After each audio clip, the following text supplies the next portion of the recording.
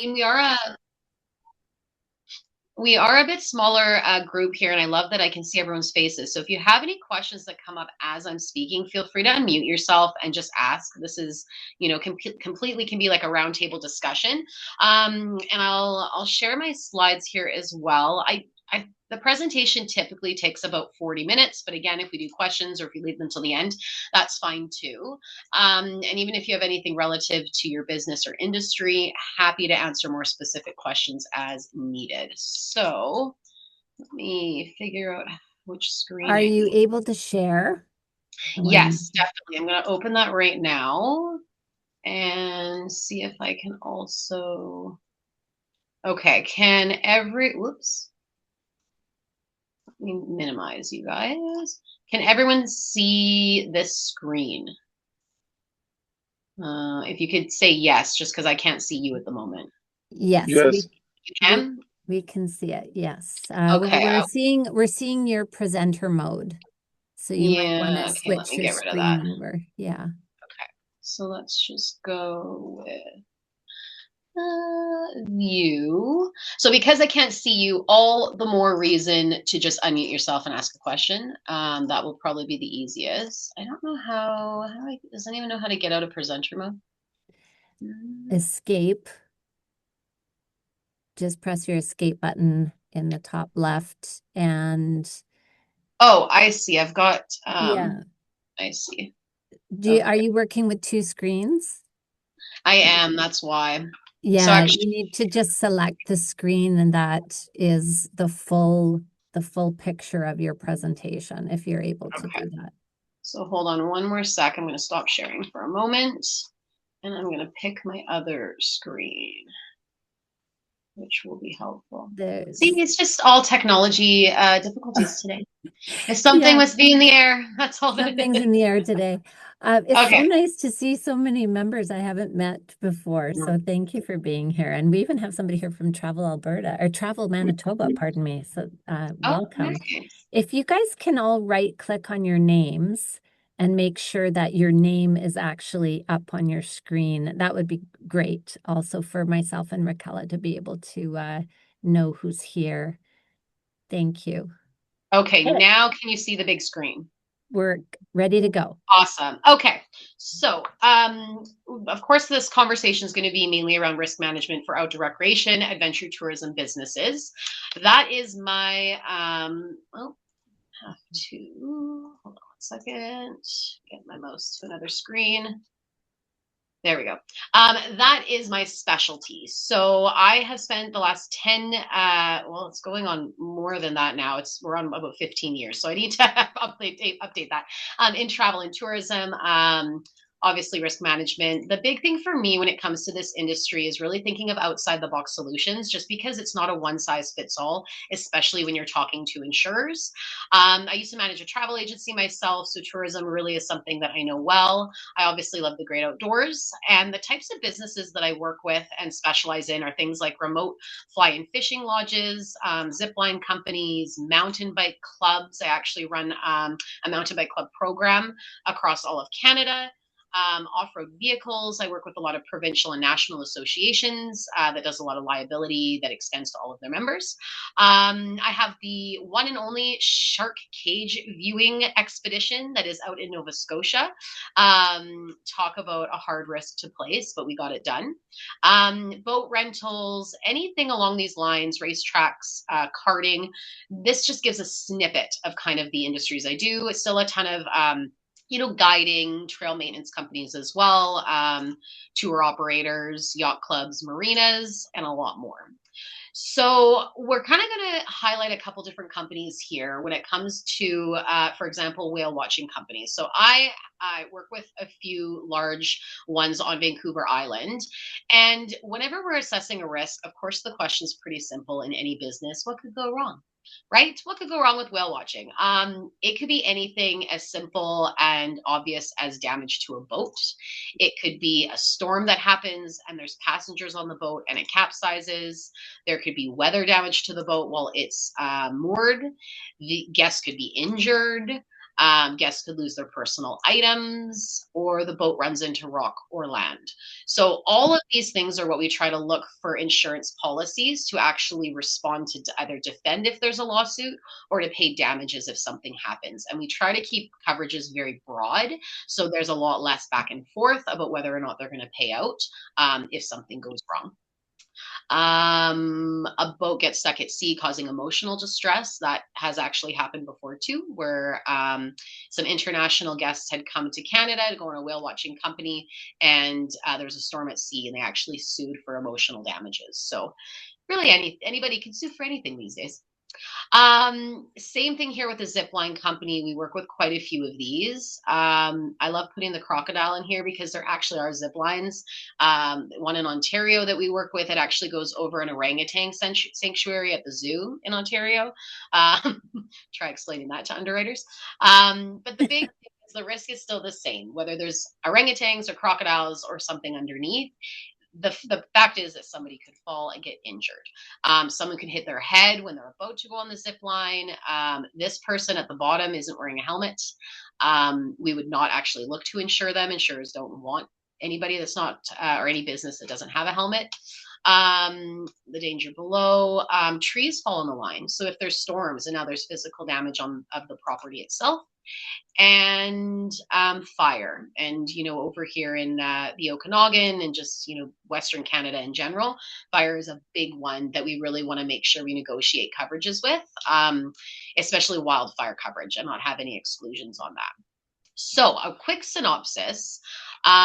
What is risk management? So risk management in itself, the definition of it is essentially identifying, assessing, and mitigating risks to protect assets and people and operations. So I know I flew through those other slides, but essentially what we just talked about and highlighting those type of risks, that's risk management. It's seeing what potentially could happen in your business and finding out ways that you can mitigate the risk. And when you do that, you end up becoming a much more desirable risk for the insurance companies, which means you don't overpay on premiums. Rachela, Yes. I'm not seeing your screen anymore. I'm not sure Oh, if anyone else is. no. I've got the gallery up, but I'm on a laptop. But I think somehow it dropped off again. So we're Oh, not shoot. seeing Okay. your screens. Yes, there we Can you go. see it now? Okay. Yes, perfect. Did you guys see the photo of the crocodile? No, but you described it really That's well. fine. So. Okay, good. Okay, we'll keep going. Thanks for letting me know. So the key elements, make sure that it does keep saying I'm sharing, is the risk identification. So it's understanding the potential hazards and actually how significant they could be to your business. And obviously highlighting the ones that could be more damaging, that could actually cause your business to go bankrupt. Risk assessments, so evaluating the likelihood and the impact it would have on the business. And then the mitigation, so taking the steps to reduce the risk. So putting things in place, for example, like the zipline company, what safety protocols do they have? What type of training do they do for all of their staff? How often do they do the training? And how is it documented that the training's been done? Because in the event of a loss, we need proof that they have actually, or you have actually been doing the best you can to keep any of your guests safe. Very important. Risk management preserves business continuity. It minimizes the financial loss, and it also enhances your reputation. So, the last thing a business wants, there's an example actually that happened, I think it was last year on Vancouver Island, and there was a windstorm at a campground, and unfortunately there was a death because a tree from someone sitting in their campground had fallen on them, and they passed away. So that company is now actually dealing with, obviously, the sadness of it. They're dealing with their reputation. So having that support and insurance products that actually can help, offer PR support or emotional support to your staff when something like that happens is really important, to have risk management.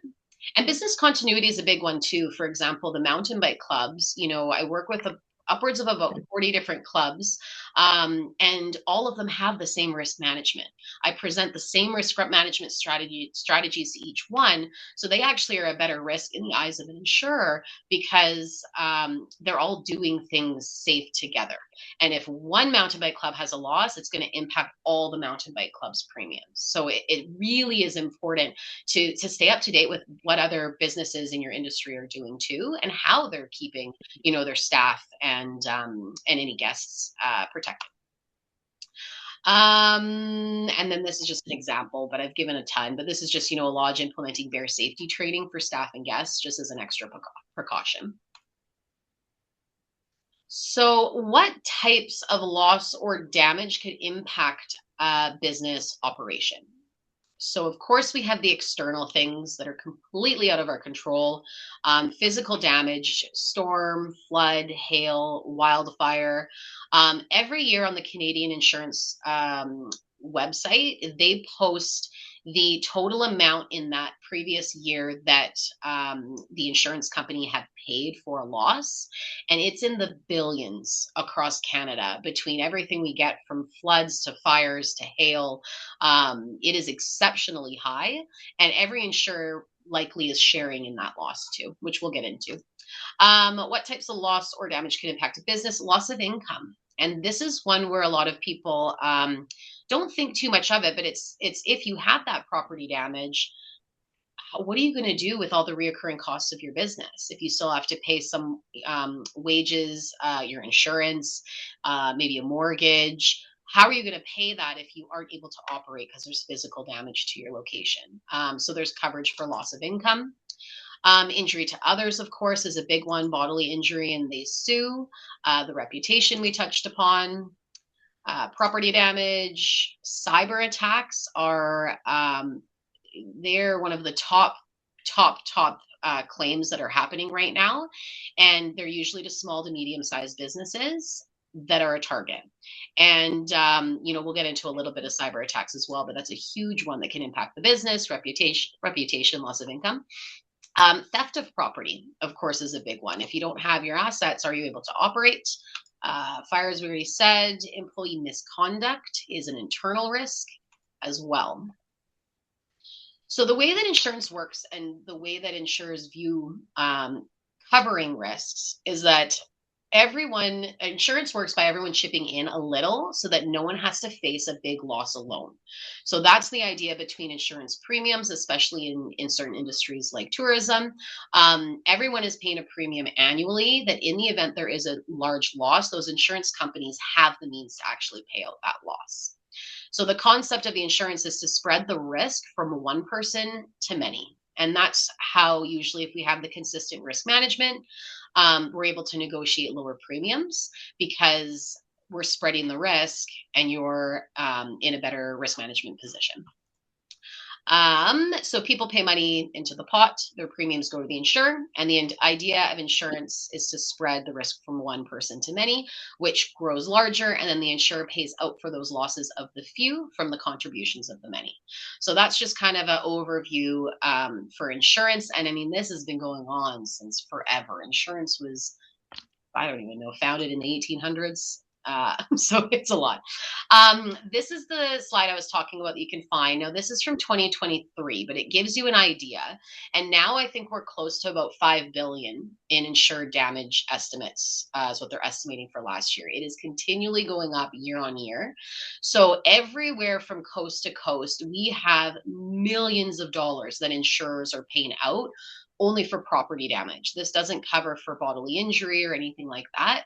And it's just because of our weather. It's just the storms are getting stronger, wildfires are getting bigger, and every single one of these losses does slowly impact insurance premiums when we're looking at property rates.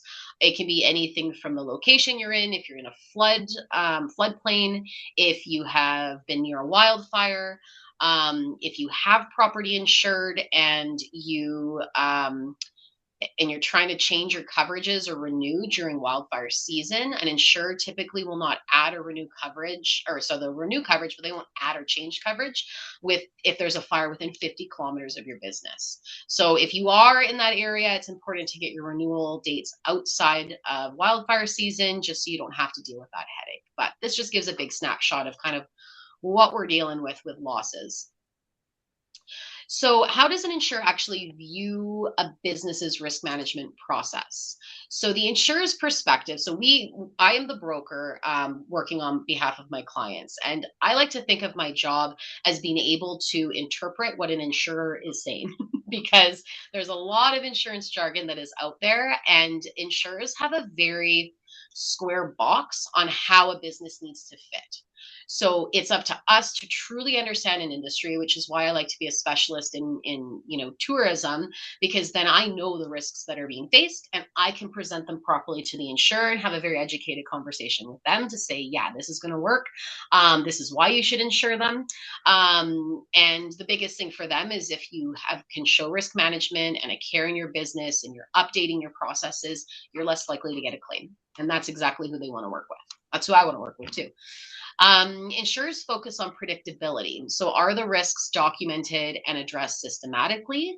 Insurance is always based on frequency versus severity. So they will look at an industry or a company or a business and they say, okay, maybe they're not going to have frequent losses, but how severe is the loss going to be when they do have one? And mountain biking is a really good example of that, because if there is a loss, chances are it's going to be bodily injury, and chances are they may be very injured. And the younger they are, then the longer payouts they maybe could get if the company was found negligible. Proactivity. They want to know that you're being proactive. Are there preventative measures in place for property, fire suppression systems, the logs that we were talking about? Documentation is so important. How do you keep your training records, your incidents? If you use waivers, how long are you keeping the waivers? How are they being administered? All of those are key highlights that we put in our submissions to the insurers. So I'll make sure to ask all these questions when I'm working with my clients. And what business practices do you think insurers don't like to see? Any thoughts on that? Barb?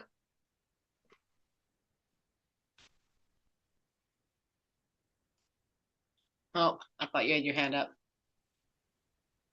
Anyone have an example of something I've they're said everything sure they do want to see. What don't they want to see? It's a long list sometimes, a very long list. It can be anything from poorly maintained equipment, lack of employee training programs, absence of emergency plans. And especially if you are remote lodges, that's one of the key questions I ask is, what's your response plan like? How are you going to protect your employees in the event you need to get and your guests out ASAP? So touching quickly upon, I get this question quite a bit. What's the difference between the insurer's role versus the broker's role? So the broker who is me, is like a matchmaker who works for the business always. The broker helps to find the right insurance to protect your business. And then the insurer is the one that's providing the insurance and actually paying out the claims in the event of a loss. That's why they usually have so many questions. And the insurers are the ones who set the premiums of insurance and actually offer the coverage. And then it's up to us to understand those markets and understand their coverages so we can negotiate properly on your behalf. So what type of business information does an insurer need to quote a business? So this is usually one that I go through and people are like, oh, that's interesting. But it's a lot of standard questions we'll ask no matter what industry you're in. We need your business details. We need what type of activities you're offering. If there's kayaking, water sports, if it's on land, we need to know that. We need to know the geographic location and any natural hazards. Are you in an avalanche area? Is there wildlife around? How you kind of risk manage that. We need to know your annual revenues and your visitor numbers. We need to know safety policies, training protocols, and then of course we need to know about any past incidents. Even if they didn't result in a claim, an incident is still important to report. I it doesn't impact your insurance if there's no claim. However, whenever we know about an incident and then on renewal, if we can actually say, you know what, they had this incident, but they've done X, Y, and Z since that incident to prevent something like that from happening again, that that is like the gold medal for an insurer to hear, because they see that you're taking your business very seriously. So that is a huge one. Rachela, I have a question because Sure. I think we've all sort of thought this when we're trying to get insurance for our businesses. Uh, Mm-hmm. how much information is too much information? You know, because we're always I think there's a fear of disclosing so much detail that then you're penalized for it. I think it's just this sense that we all have that should we tell them that, or is that going to make our premium go up? So what advice would you give on that? Great question. And I think the biggest thing is you first want to partner with someone that understands your business fully, that is advocating to the insurer on your behalf. That's number one. And when it comes to disclosing, there is a fiduciary responsibility, and there's actually a statutory conditions of every single insurance policy. It changes slightly per province, but in there it states that you're being transparent and you're disclosing your business in the best way that you can to the insurer, because we're all partners in this. The insurers want to work with you, but they may potentially rate you higher because of something you do. That's where, as the broker, we have the conversation and say, hey, look, they're coming in at this premium because of X, Y, and Z. Did you know if you did this? I spoke to a lodge last year and I said, hey, if you guys invest, a few $1,000s in clear cutting all of this shrubbery around your building, I bet you I can go back to the insurer and get you something better on your rating for your property. So it's about working together, and we don't know what we don't know. And the last thing we want to do is have a conversation with a client to let them know that the insurer is not going to pay something out because they didn't know about it. Right. So it's your risk management, it's your business, but nobody knows your business as best as you do. So there's the other half too. If you feel that something isn't being presented properly, you could ask and say, hey, is there any way that we could get on a call with the insurer, and I can just quickly go through this with them. Sometimes the insurers are okay with that, not all of them are, but it's at least worth an ask. So I always say present it in the best rate, or the best light, answer the questions, but really let them know what you're doing to make sure things are safe. That is the most helpful thing. Or another thing that I always like that clients say is just, this is what we do right now, but if the insurer or you have any suggestions, we are open to working with you on how we can make that work. For premiums. And then there's little tricks. I mean, if you have a higher deductible and you're okay with paying more if there's a loss, you can get lower premiums. The insurer will give you better Right, rates, right? right. So it's just having that conversation, but being open, right? It's your business. You want to make sure it's well protected.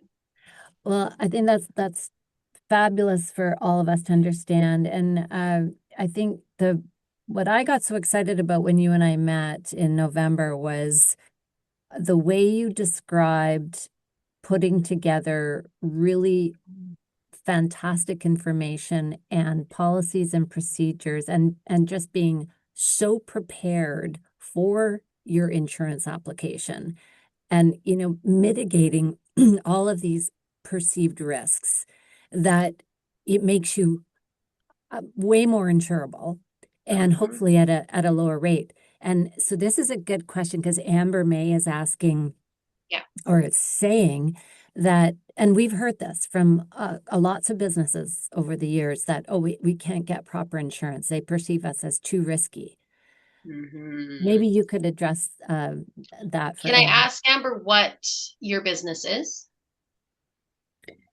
Yeah, I've been looking for insurance for like tour operator or guiding, hosting travel. And is it international or within Canada? Would be both. So um, insurers get a bit squirrely when it's outside of Canada, but it's again letting them know how much of your revenue is international trips, how many participants are international versus how many stay within Canada. Sometimes if the ratio is lower, you actually could have them like pique their interest a bit better, because it's like, well, actually only 25% is actually outside of Canada. Where would you like to see that? And, maybe I can focus more attention on Canadian. Mm. That's kind of one way of doing it. And then the biggest thing for you is you want to make sure your waivers are all lawyer approved.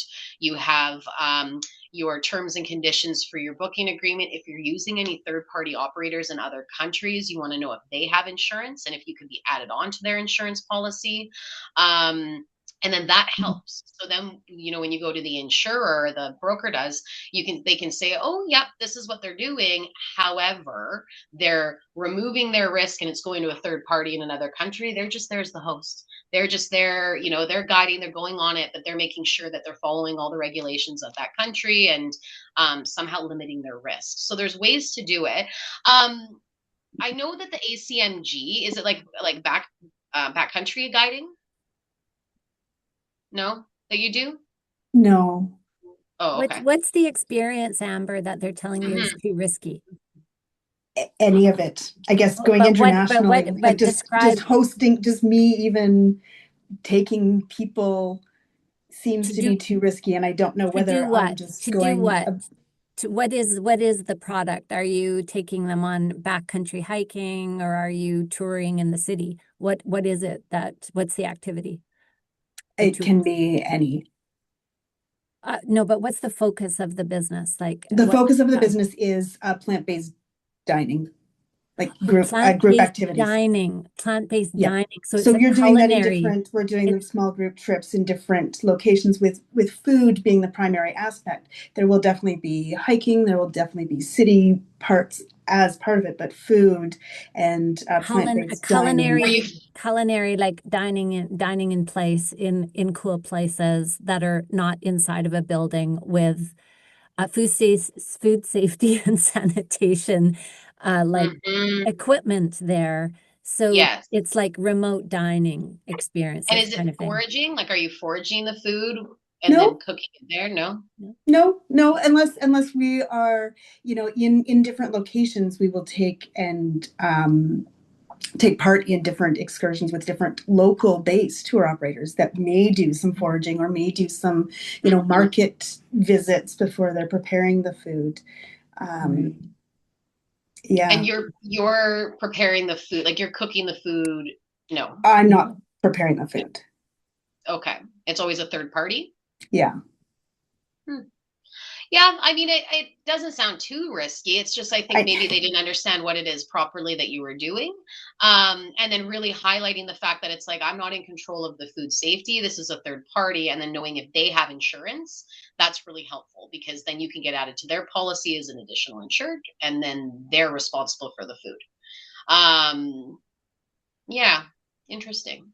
We can talk about it more after, though. But I think we can circle back to this, but I think what this highlights for me, Amber, is, and for everybody, is this is why we say to all of you that you need to be able to articulate in detail what it is you offer, who you offer it to, where do you offer it, when do you offer it, how is it delivered, like who is delivering it?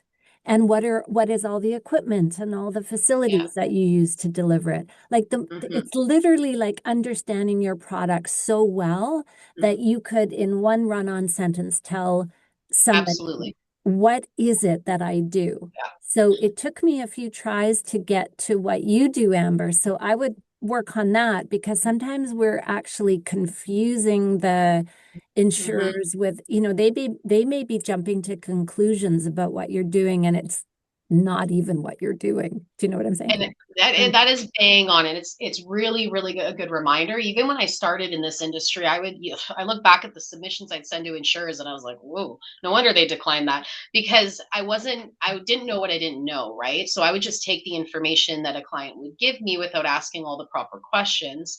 Then I'd send it to the insurer and it would get client. They'd read 2 sentences and they'd be like, oh, I can't understand it. It's going to take me too long. I have 1,000 emails in my inbox. Decline. So that's Yeah. exactly it. That it's a bit of a game of telephone. So the better, I always like to say, if you can paint the best picture of your business, send that to me so that I can then paint it to the insurer. Yeah. And that painting of your picture also immediately illuminates all the risks. It illuminates the risk in the place you're conducting the business in. It illuminates the human resources risks. It illuminates the product, like the output risks for you, for the operator, right? And then you're so much better able to describe this to Rachela, and then she's so much better able to describe this to the insurance companies. Jason has a question, Rachela. Can we take that and then let you keep Yeah. going? Yeah.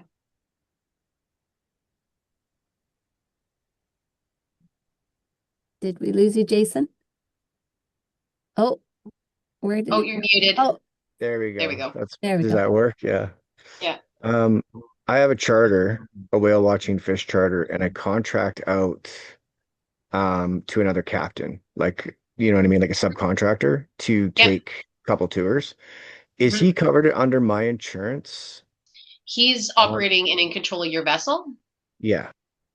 Yes. So Okay. well, as long as you have your like your P&I insurance, so on water liability coverage, they Yeah. have it where it's going to be extending to usually the captain. However, we want to always put it in writing. So usually there's a guide supplement you'd fill out, which is their experience, their details, or they fill it out. So we just make sure that on your policy, or if you want, I can do complimentary reviews on policies too. We can have a debrief on them. We'll just make sure their name is on there. And yours if you're in operation of the vessel. Yeah. Okay. Yeah. Thank you. Yeah, no problem. Awesome. Great questions. Great questions. So the other, where were we on this? Business information. What business information does an insurer need to quote? The maintenance logs for the boats, ATVs, or ski lifts are helpful. Surveys more so for boats, but really for ATVs, I put that in there for a lot of rental companies. In the event there's an issue and someone sues claiming it's mechanical, you want to make sure you have something that's showing your logs that you've done your due diligence. And are liability waivers in use, and are they vetted, and are they updated? This is something we find a lot. There's an outdoor recreation lawyer in North Vancouver that many of my clients work with. He's also search and rescue. He understands the industry very well, and he is constantly, his fingers on the pulse when it comes to case law. What's happened in the industry, what waivers have held up in court, which ones haven't, what verbiage, what format, what color is the font. All of those things are so important to help protect your business in the event that you're sued. A waiver doesn't stop anybody from suing, but it's the first line of defense that a lawyer will use to help have your case thrown out. So if you haven't had it updated in a while, I would definitely look and recommend to get that done. And then I don't know, will this open? Yeah, likely. Let me see if I can move it. So this is just an example. I'm not going to go through this. There's a lot of info, but this is an example that you likely have seen. A lot of insurance applications are very specific to different industries. So if you actually are talking to a broker and they're sending you a generic one, you might want to ask them what their experience is. And I recommend interview your broker. Ask them, hey, I'm just curious, how many other clients do you work with that do what I do? And it's important to have someone again that really understands your industry. So interview them, ask. But this just is a snapshot of operations. So usually, if you get something like this, like Amber, you were saying, filling out this in full would give us a really good snapshot of your operations, seasonality, what your gross revenues are, how many employees, participant to guide ratio, things like that. So.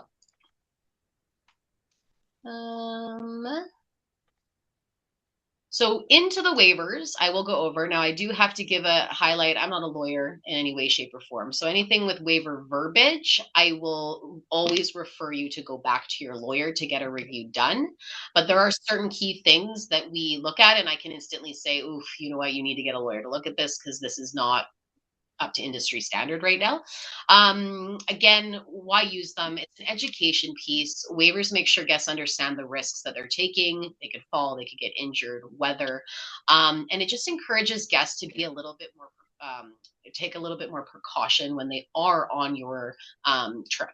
So it helps them highlight, that they're doing something inherently risky. They could get injured.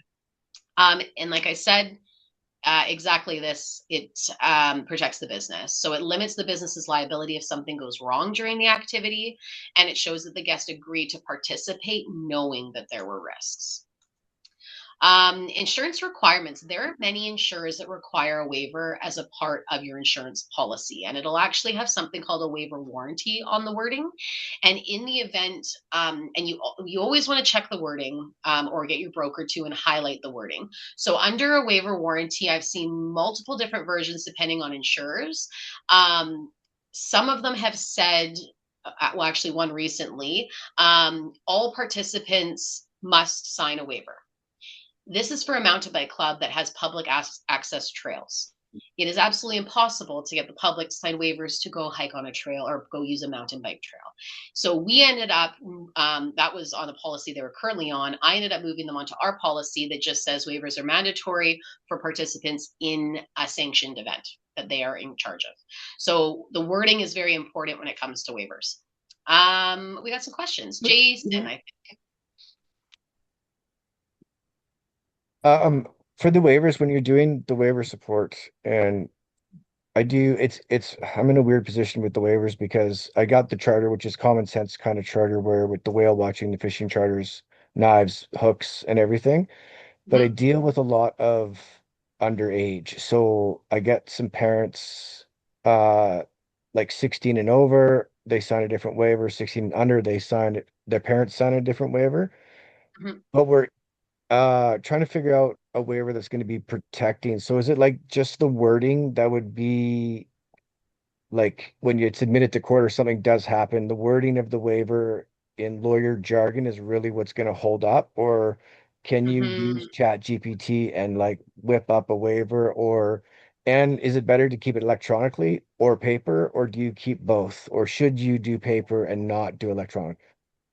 Great questions.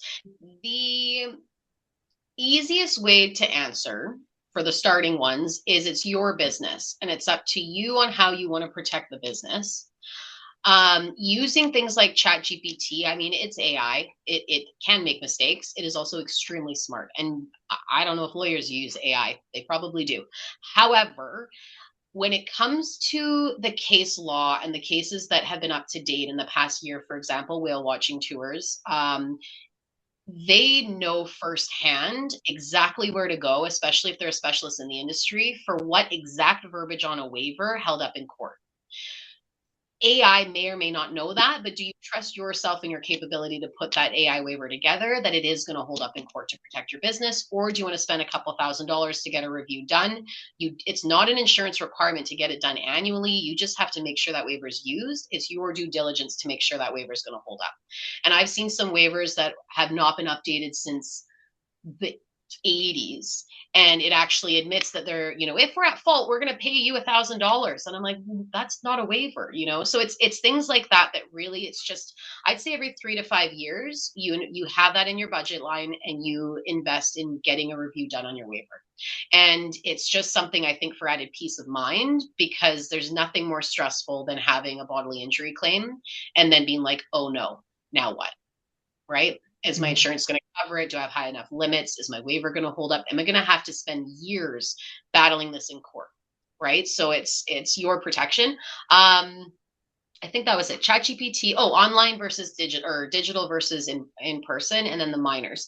So I'd recommend a call. I can give you Ryan's contact. He does 20-minute complimentary reviews for my clients, or just chit chat, and ask him those questions. Actually, he also did a webinar for the Outdoor Recreation Council of BC that's on YouTube, and it talks all on waivers. So maybe I'll share that after with Deneen too, so you guys could take a look. But he says that waivers for minors, you still want to get them signed, but technically they don't hold up in BC courts.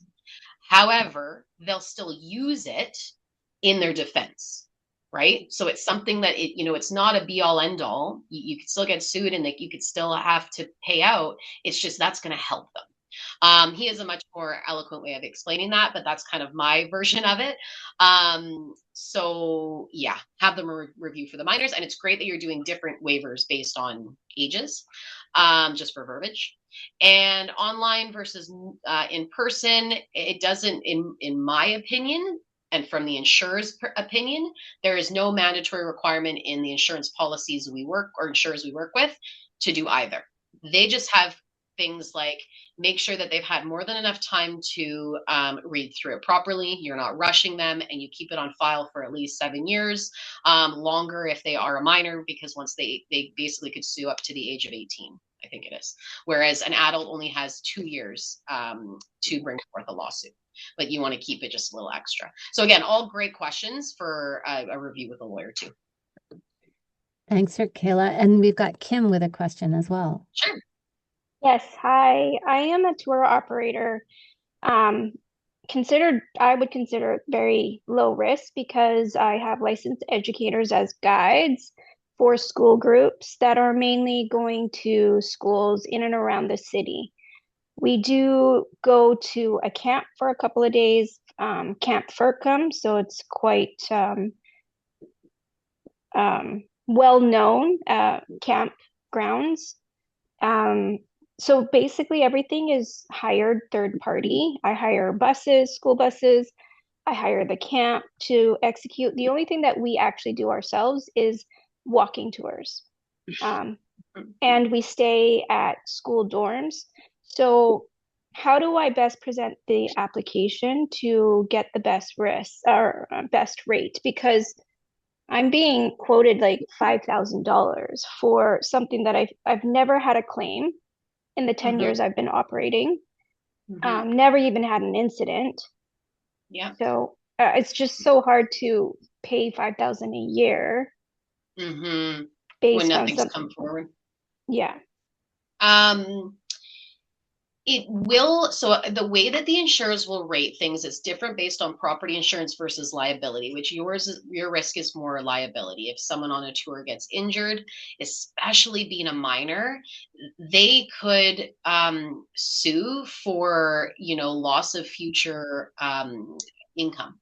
And that's going to be a lot because now, they broke a hand and that 8-year-old really wanted to be a doctor, and now a lawyer could actually fight that they're going to lose all this income in the future because of this broken hand. So when it gets to a lawsuit, you never know where it's going to come from. But the way that the insurer is going to rate the liability is going to be based on your total revenue as well as your participant numbers. So if you have higher participants numbers and you notice, or they're kind of remain the same throughout the year, and you've averaged around 5,000 a year, then that's good. If you're noticing that your participant numbers are going up and your premiums remaining at 5,000, that's fantastic. If your participants have gone down, I would use that to negotiate with the insurer to say, well, hey, last year I had 300 students. This year I have 200. Why am I still paying $5,000? Now, it can get a little tricky because that insurer might also have a minimum premium of $5,000, and that's the minimum they charge to any business anywhere. So what I'd recommend is just to do a review. Your insurance broker can actually take your insurance policy to market and go to other markets, and you could say, hey, I want a market survey. So on renewal, let me know what at least 5 to 10 other insurers are saying about my business, and if we can get better prices. So and then as far as risk management, I would definitely highlight on that. Are you guys always in self-service? Are you how long are you keeping waivers on file? Does anyone have first aid training? What's your response protocols in the event a kid is injured? All of those things would really help to kind of paint your business in a really good light. And then one quick thing for you, just with the minors, is because a lot of it is minors, right? For pretty much everything, Yes. All students. Okay. They are chaperoned with their own teachers, though. Okay, with teachers. So okay, well, that could be something actually with the insurer, because if you have the teacher from the school there, the school will have their own insurance. right? So you could actually ask if you could be added onto their insurance, but you'll still have yours, and then that might help limit the risk. But the other thing to think about is abuse coverage. That's usually excluded in your policy, and abuse can be anything from physical to emotional, and it doesn't have to, you don't have to be negligent for that to happen. So if a parent or a kid goes home and then says something and the parent decides to sue because that's what the kids said they felt like, that is a big exposure for any student-led groups. It's not cheap insurance typically, but there's ways to kind of mix it with your liability. So just some ideas for you. Okay, great. Thank you. Yeah, no problem. Thanks, Rachela. And I've put all of Rachela's contact information in the chat for everyone, just so please take it from there, because some of you are not currently members with Firecircle, although we want you to be, because we do these kinds of sessions every Wednesday. But if you're not in our community, then you can take the information from here. And otherwise, we'll add it to the community as well. And Rachela, continue. Thank you. Okay, no problem. Waivers, and then we've already gone through all of this. Helps in legal defense. I had an example in here, but I know we've gone through a lot, so I'll just keep going for interest of time. So what insurers look for in quality risk management? We have already gone through a lot of these, so I will just rip through them. But clear risk identification processes. We talked about safety protocols, emergency action plans, training programs, the first aid, CPR, is the rescue techniques, visitor and staff educations, guest briefings on safety. That might be one for Kim, to highlight what your conversations are like prior to going on the trips, just safety wise, clear signage on trails or hazardous areas, regular checks on all your equipment and infrastructure, and then of course documentation on any incidents. So claims examples in outdoor recreation and tourism. So this one was a wild one. This one actually was a zipline company in Canada, and they had a harness failure that happened.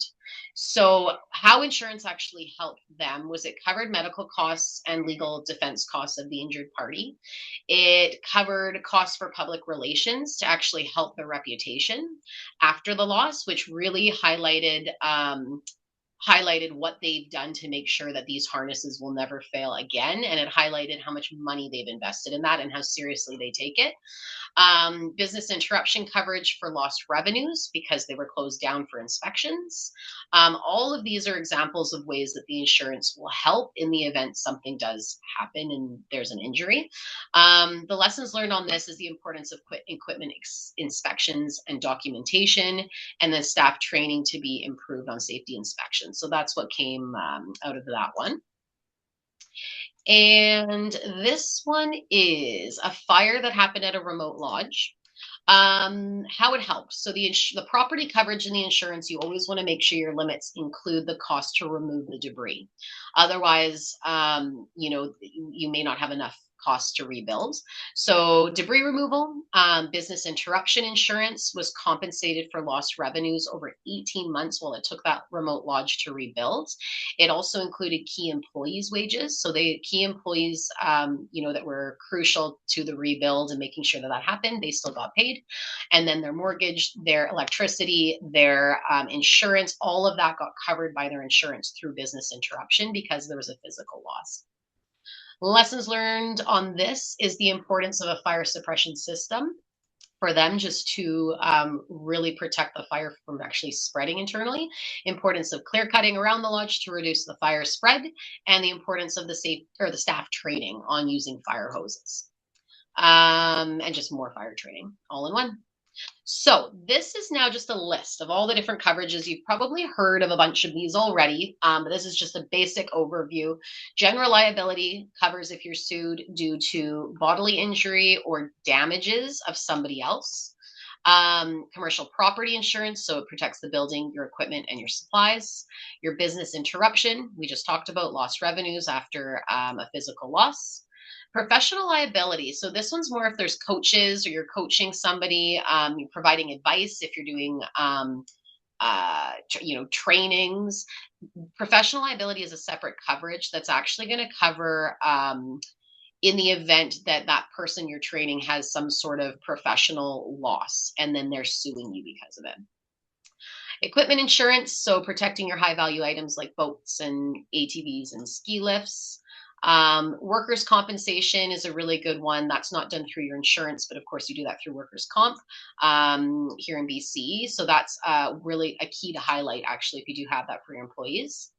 And then adventure specific coverage. So, I mean, high risk activities like, rock climbing, heli skiing, all of those high risk ones do have specific coverages as well. And then travel insurance for multi-day excursions. This is one actually to think about. We do have a travel insurance department. So if it's something where you have a lot of people traveling internationally to come not internationally, if you have a lot of Canadians even traveling to do your tours, you could have a link on your site that has a custom page for them to buy insurance. That's helpful. If they get injured, they could go through the travel insurance instead of looking to sue you. So that again kind of helps limit the risk. So insurance, of course, it doesn't prevent your risk. It just prepares you for them. So your adventure can continue, your business can continue no matter what. So that is it for me. I also, threw the slide in here too, I do host a podcast, the She Dares to Travel podcast. We talk about, women usually from all over the world on their business practices, their safety in travel, safety in business. And then that's my contact info too. So, and I'm glad that Denise shared it. I can, if you reach out to me, I'll share, the waiver presentation from Ryan, the lawyer, as well online if anyone was interested. And I think, Rachela, did you also have some sort of handout that you could that we could circulate to our members that are the things they need to give to you, like that here are the 10 things I need from you to be able to properly hunt down the right insurance for Oh your yeah, business? absolutely. I think something definitely. like that, and then we can post that in the Firecircle community. Okay. And thank you so much. It's been so illuminating. I've learned You're like about welcome. 20 things that I didn't know. A lot of info, I know. It's a lot of info, but Good. it's such an and I appreciate that so many of you are here because of the natural disasters that have been happening in your regions, and this is one thing that we can be doing, and so thank you for being here. Thank you, Rachela, for being our guest today. And for those of you who are not currently members of Firecircle, this is what we call our live group mentorship session, and it's every Wednesday.